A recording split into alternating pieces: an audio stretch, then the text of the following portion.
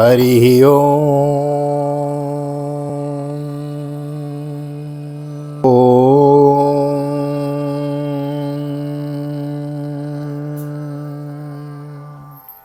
जय श्री राधे, जय श्री कृष्ण। आप सभी को एक बार पुनः आप सभी का बहुत बहुत स्वागत है आप ही के YouTube चैनल VKVPS परिवार श्री धाम वृंदावन। मैं राधेश्याम वशिष्ठ आप सभी का हृदय से बहुत बहुत स्वागत करता हूं और ले चलता हूं नित्य की भांति आज की पावन कथा प्रसंग में। श्रीमद् भागवत महापुराण के अंतर्गत आज हम अष्टम स्कंद के अथेकोनविंशो अध्याय यानी कि चैप्टर 19 में हम एंटर करेंगे। बड़ी सुंदर बलि वामन चरित्र की कथा श्रवण कर रहे हैं हम। और आज हम राजा बलि के यज्ञ में वामन भगवान किस प्रकार 3 पग पृथ्वी की भिक्षा की याचना करते हैं और फिर राजा को संकल्प में बांधकर किस प्रकार 3 पग में त्रिलोकी को नाप लेते हैं, यह कथा हम विस्तार पूर्वक श्रवण करेंगे। बड़भागी हैं हम आप लोग जो हम आप श्रीमद् भागवत की बृहद कथा श्रवण कर रहे हैं। और यह कथा आपको श्रीधाम वृंदावन से भागवत निकेतन बाल गोपाल जी की सन्निधि, राधा मदन गोपाल जी की सन्निधि और मैं राधेश्याम वशिष्ठ श्रीधाम वृंदावन से आपको सीधे सीधे यह भागवत की कथा श्रवण करा रहा हूँ। मूल पाठ हम श्रवण कर रहे हैं, मूल भागवत श्रवण कर रहे हैं, यथारूप हम लेकर चले हुए हैं। आइए चलते हैं आज की पावन कथा प्रसंग में। एक निवेदन अवश्य करना चाहूँगा, यदि YouTube पर हमारी वीडियो देख रहे हैं तो हमारी चैनल को सब्सक्राइब कर लेवें, बेल आइकन को भी प्रेस कर देवें। और यदि यह वीडियो आप फेसबुक के माध्यम से देख रहे हैं तो हमारे पेज को फॉलो कर लेवें।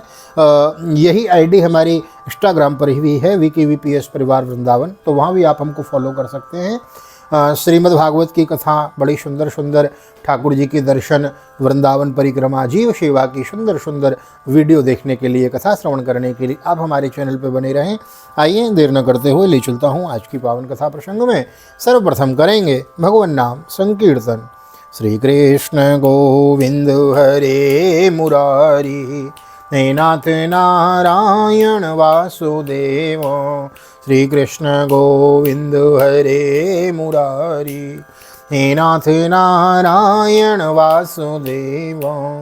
हे नाथ नारायण वासुदेव, हे नाथ नारायण वासुदेव।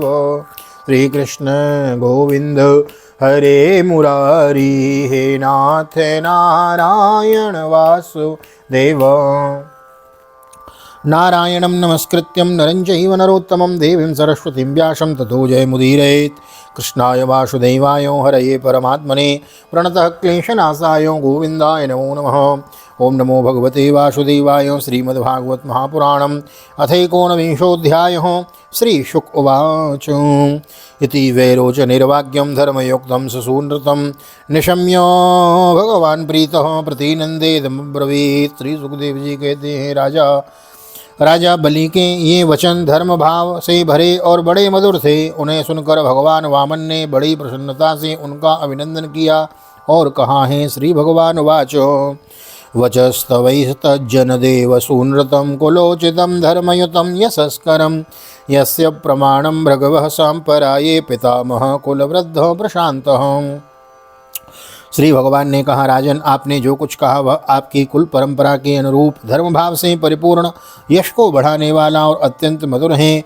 क्यों न हो, परलोक हितकारी धर्म के संबंध में आप भृगुपुत्र शुक्राचार्य को परम प्रमाण जो मानते हैं, साथ ही अपने कुलवृद्ध पितामह परम शांत प्रहलाद जी की आज्ञा भी तो आप वैसे ही मानते हैं। नो यो तस्मिन् कुले कश्चिन् हि सत्व कृपणः पुमान् प्रत्याख्यातः प्रतिश्रुत्य यो वादात द्विजातये। आपकी वंश परंपरा में कोई धैर्यहीन अथवा कृपण पुरुष कभी हुआ नहीं। ऐसा भी कोई नहीं हुआ जिसने ब्राह्मणों को कभी दान न दिया हो, अथवा जो एक बार किसी को कुछ देने की प्रतिज्ञा करके बाद में मुकर गया हो। न सन्ति तीर्थे युधिचार्थिनार्थितो पराङ्मुखः क्रिये त्वमनस्विनो नृपो युष्मत्कुले यद्यशसा मलिनो प्रह्लाद उद्भाति यदोडुपके प्रदोडुपखे।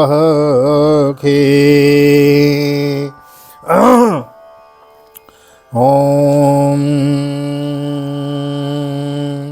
यतोडुपगे दानिके दान के अवसर पर याचकों की याचना सुनकर और युद्ध के अवसर पर शत्रु के ललकारने पर उनकी ओर से मुंह मोड़ने वाले कायर और आपके वंश में कोई भी नहीं हुआ।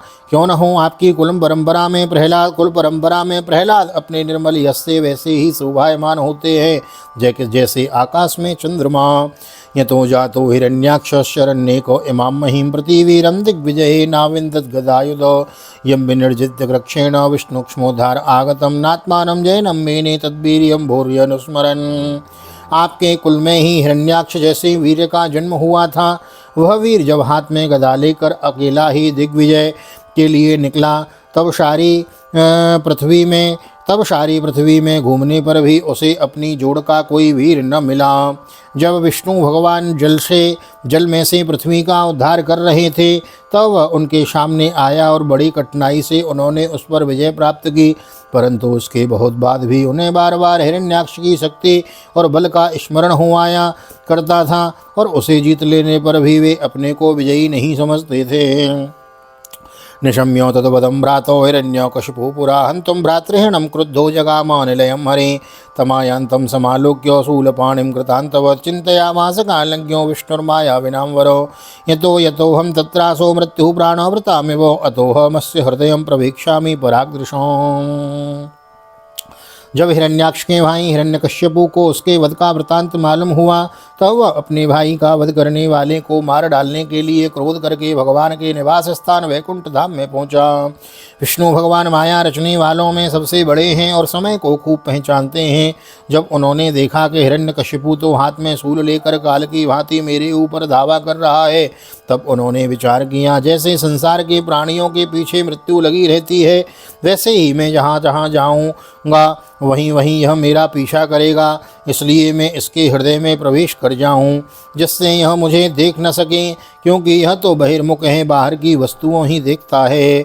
एवं सचिंतित्य रिपुः शरीरो माधावतो निर्विविशे सुरेन्द्रो स्वास्वानिलांतर्हित सूक्ष्म देहो तत्प्राणरंध्रेण विविघ्न चिताम्।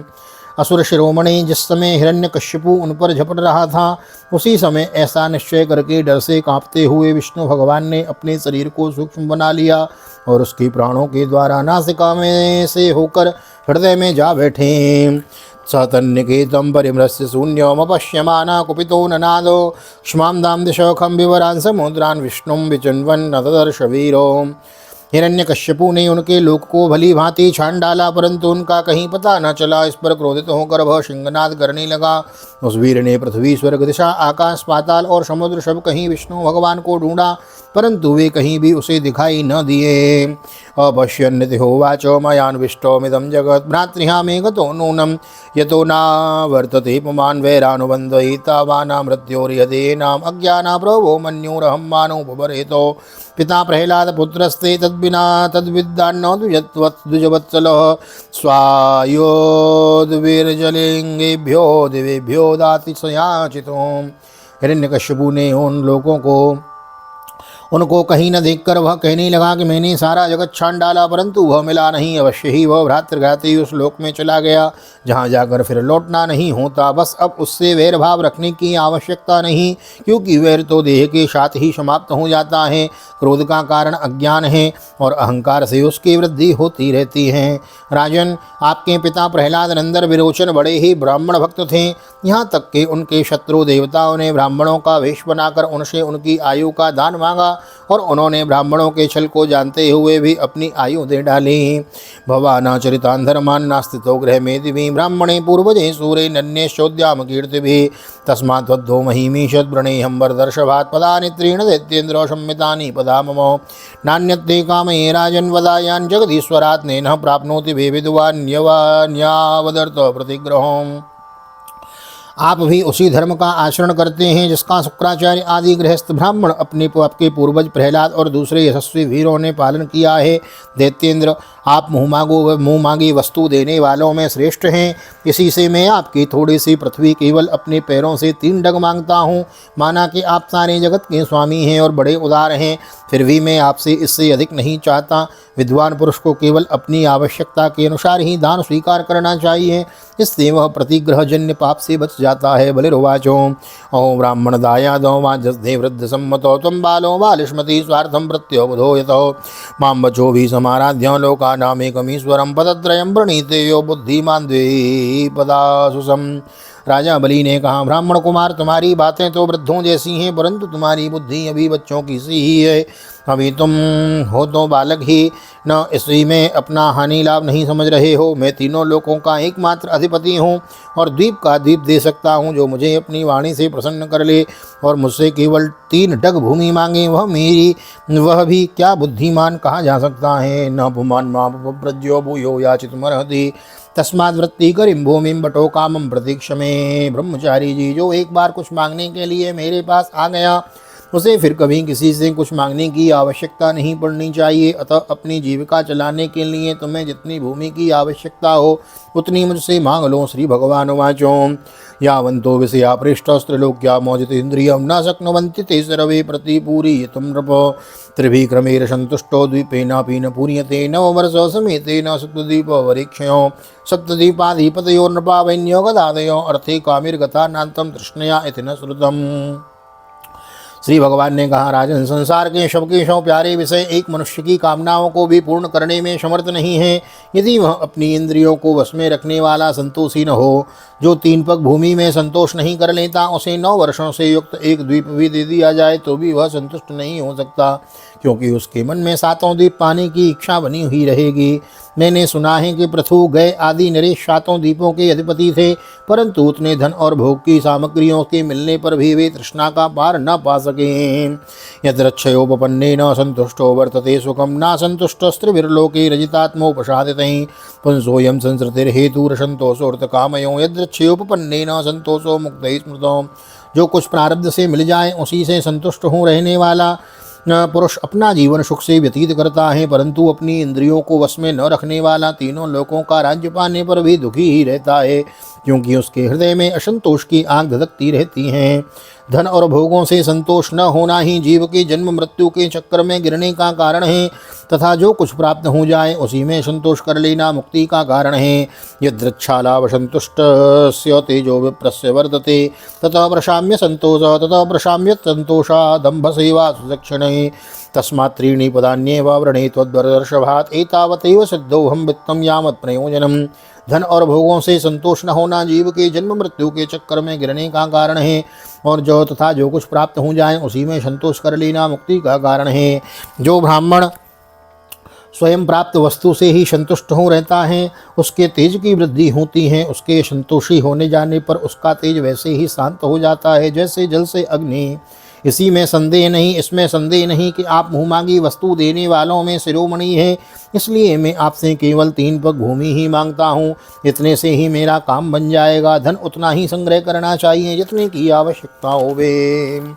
श्री शुकवाचो इत्युक्तो स सन्नाहो वाञ्छातो प्रतिगृह्यतां वामनायो महिं दातुं जग्राम जलभाजनं विष्णवे क्ष्मां प्रदाश्यन्तो मुशनासुरेश्वरं जानस्य कीर्षितं विष्णु सस्यं प्राहो विदाम्बरो। श्री सुखदेव जी कहते हैं, भगवान के इस प्रकार कहने पर राजा बलि हंस पड़े। उन्होंने कहा, अच्छी बात है कि तुम्हारी जितनी इच्छा हो उतनी ही ले लो। यूँ कहकर वामन भगवान को 3 पग पृथ्वी का संकल्प करने के लिए उन्होंने जलपात्र उठाया।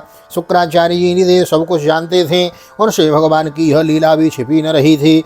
उन्होंने राजा बलि को पृथ्वी देने के लिए तैयार देखकर उससे कहा, राजा शुक्र उवाचो एष वै रोचने साक्षात् भगवानो विष्णुरव्ययो कश्यपादिर्जातो देवानां कार्यसाधको प्रतिश्रुतं त्वयेस्तस्यै तस्मै यदनर्थमजानतो न साधु मन्ये दैत्यानां महानुपगतो नयो एष ते स्थानमेश्वर्यं श्रियं तेजो यशस्रुतं दास्यत्याच्छिद्य शक्रायो माया माणवको हरिः। शुक्राचार्य जी ने कहा, विरोचन कुमार, ये स्वयं अविनाशी भगवान विष्णु हैं। देवताओं का काम बनाने के लिए कश्यप की पत्नी अदिति के गर्भ से अवतीर्ण हुए हैं। तुमने यह अनर्थ न जान करके मेरा सब कुछ छीन लेंगे, इन्हें दान देने की प्रतिज्ञा कर ली है। यह तो दैत्यों पर बहुत बड़ा अन्याय हो रहा है, इसे मैं ठीक नहीं समझता। स्वयं भगवान ही आपने अपनी योग माया से यह ब्रह्मचारी बनकर बैठे हुए हैं। ये तुम्हारा राज्य, ऐश्वर्य, लक्ष्मी, तेज और विश्वविख्यात कीर्ति सब कुछ तुमसे छीन कर इंद्र को दे देंगे। ये विश्वरूप 3 पग में इंद्र को दे देंगे। त्रिभिक्रमेरिमान् लोकान् विश्वन्कायो क्रमिष्यति सर्वस्वं विष्णवे दत्त्वा मूढ़ो वर्तिष्यसे कथम्। ये विश्वरूप हैं, 3 पग में तो ये सारे लोकों को नाप लेंगे। मूर्ख, तुम जब अपना सर्वस्व ही विष्णु को दे डालोगे तो तुम्हारा जीवन निर्वाह कैसे होगा। क्रमतोगाम पदेकेन द्वितीयेन दिवं विभोखं चकायेन महता तृतीयतातीर्यस्य कुतो गति निष्ठां ते नरके मन्येह प्रादातु प्रतिश्रुतं प्रतिश्रुत्यस्य योनि स प्रतिपादो युतुं भवान्।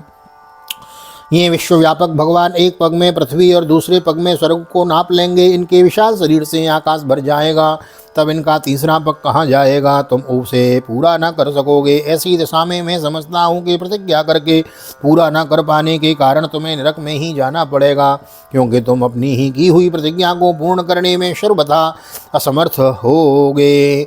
न तदीयानं प्रशंसन्ति ये निवृत्तिर्विपद्यते दानं यज्ञस्तप कर्म लोके वृत्तिमितो यतो धर्माय श्रेयसीर्थाय कामाय सुजनाय च पंचधा विवयान वित्तमिहामुत्र च मोदते। विद्वान पुरुष उस दान की प्रशंसा नहीं करते जिसके बाद जीवन निर्वाह के लिए कुछ नहीं बचे। जिसका जीवन निर्वाह ठीक ठीक चलता रहे वही संसार में दान, यज्ञ, तप और परोपकार के कर्म कर सकता है। जो मनुष्य अपने धन को 5 भागों में बांट देता है, कुछ धर्म के लिए, कुछ यश के लिए, कुछ धन की अभिवृद्धि के लिए, कुछ भोगों के लिए और कुछ अपने स्वजनों के लिए, वही इस लोक और परलोक में दोनों में ही सुख पाता है। धन के 5 विभाग करने चाहिए। जो आप कमाते हैं उसके 5 हिस्से कीजिए। श्रीमद्भागवत में यहाँ 8वें स्कंद में राजा बलि को दैत्य गुरु शुक्राचार्य कहते हैं, धर्माय तीर्थाय कामाय स्वजनाय च पंचधा विवजान्वितो मुहामित्र च मोदते। यदि आप 100 कमाते हैं उसके 5-5 भाग कीजिए। कुछ धर्म के लिए, हाँ, कुछ यश के लिए और कुछ धन की अभिवृद्धि के लिए और कुछ भोगों के लिए, कुछ अपने स्वजनों के लिए। जो इस प्रकार धन का विभाजन करता है वही श्लोक और परलोक दोनों में सुख पाता है। अत्रापि वहो चेर्गीतं शृणु मे सुरसत्तमा सत्यमोमिति यत्प्रोक्तं यन्येत्याह नृतं हि तत्सत्यं पुष्पफलं विद्यादात्मवृक्षस्य गीयते वृक्षे जीवति तन्न स्यात् धनृतं मूलमात्मनः असुर शिरोमणि। यदि तुम्हें अपनी प्रतिज्ञा टूट जाने की चिंता हो तो मैं इस विषय में तुम्हें कुछ ऋग्वेद की श्रुतियों का आशय सुनाता हूँ, तुम सुनो। श्रुति कहती हैं, किसी को कुछ देने की बात स्वीकार कर लेना सत्य है और नकार जाना अर्थात अस्वीकार कर देना असत्य है। यह शरीर एक वृक्ष है और सत्य इसका फल फूल है, परंतु यदि वृक्ष ही न रहे तो फूल फल कैसे रह सकते हैं। क्योंकि नकार जाना, अपनी वस्तु दूसरों को न देना, दूसरे शब्दों में अपना संग्रह बचाए रखना, यही शरीर स्वरूप वृक्ष का मूल है। जैसे जड़ न रहने पर वृक्ष सूखकर थोड़े ही दिनों में गिर जाता है। यदि यथा वृक्षोन्मूल शुष्योद्वर्तते चिरात् एवं नष्टानृतं सद्यो आत्मा शुष्येन संशयो परागृक्तम पूर्णं वाक्षरं यद्यतोमिति यत्किंचिदोमिति ब्रूयात् तेन ऋच्येत वै पुमान् भिक्षमे सर्वमोङ्कारवन्नालं कामेन चात्मनेः। उसी प्रकार यदि धन देने से अस्वीकार न किया जाए तो यह जीवन सूख जाता है, इसमें संदेह नहीं। हाँ, मैं दूंगा, यही वाक्य ही धन को दूर हटा देता है। इसलिए इसका उच्चारण ही अपूर्ण अर्थात धन से खाली कर देने वाला है। यही कारण है कि जो पुरुष हाँ मैं दूंगा ऐसा कहता है वह धन से खाली हो जाता है। जो याचक को सब कुछ देना स्वीकार कर लेता है वह अपने लिए भोग की कोई सामग्री नहीं रख सकता। अतएतत् पूर्णमभ्यात्मं यच्च नित्यनृतं वचः सर्वं नित्यनृतं ब्रूयात् स दुष्कीर्ति स्वसन्मृतो स्त्रीषु नर्म विवाहे च वृत्त्यर्थे प्राण संकटे गो ब्राह्मणार्थे हिंसायां नानृतां च जुगुप्सितम्। इसके विपरीत मैं नहीं दूंगा। यह जो स्वीकारात्मक असत्य है वह अपने धन को सुरक्षित रखने तथा पूर्ण करने वाला है, परंतु ऐसा सब समय नहीं करना चाहिए। जो सबसे सभी वस्तुओं के लिए नहीं करता रहता है उसकी अपकीर्ति हो जाती है, वह तो जीवित रहने पर भी मृतक के समान ही है।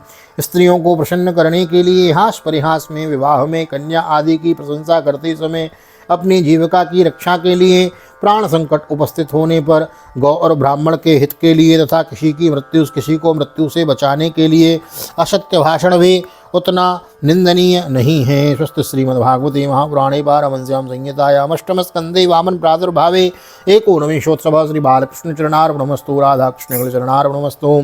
कृष्णाय वासुदेवाय हरये परमात्मने प्रणतक्लेशनाशाय गोविंदाय नमो नमः। हरे कृष्ण कृष्ण कृष्ण हरे हरे, हरे राम राम राम हरे हरे। राधे कृष्ण कृष्ण कृष्ण राधे राधे, राधे श्याम श्याम श्याम राधे राधे। बोल राधा गोविंद भगवान की जय, श्री निम्बार्क भगवान की जय, राधा सर्वेश्वर भगवान की जय, श्रीमद्भागवत महापुराण की जय, श्री वेदव्यास जी महाराज की जय, सुखदेव जी महाराज की जय, राजा परीक्षित जी महाराज की जय, राजा रामचंद्र भगवान की जय, श्री हनुमान जी महाराज की जय, गोवर्धन नाथ की जय, यमुने महारानी की जय, वृंदावन के बिहारी लाल की जय, गैया मैया की जय, तुलसी मैया की जय, आज की आनंद की जय। जय जय श्री राधे, जय जय श्री राधे, जय श्री राधे श्याम, जय जय राधे, जय जय श्याम। सबको मिले वृंदावन धाम, ऐसी प्रार्थना ठाकुर जी के चरणों में। और यहाँ तक वीडियो में बने हुए हैं तो वीडियो को लाइक कर दीजिए, शेयर कर दीजिए, कमेंट में वामन भगवान की जय लिख दीजिए। वामन बलि वामन चरित्र की कथा हम श्रवण कर रहे हैं, गत 4-5 दिनों से चल रही है, आगे भी 2-3 दिन तक चलेगी। बृहद भागवत हम कथा श्रवण कर रहे हैं, मूल पाठ श्रवण कर रहे हैं, मूल भागवत यथारूप लेकर चला हुआ हूँ। यदि हमारा प्रयास अच्छा लग रहा हो तो वीडियो को लाइक कर दें, चैनल को सब्सक्राइब कर लेवें, और यदि यह वीडियो आप फेसबुक के माध्यम से देख रहे हैं तो हमारे पेज को भी फॉलो कर लेवें। मिलते हैं अगली वीडियो में, तब तक के लिए श्रीधाम वृंदावन से आप सभी को हृदय से प्यार भरी जय श्री राधे, जय श्री कृष्ण, हरि ओम।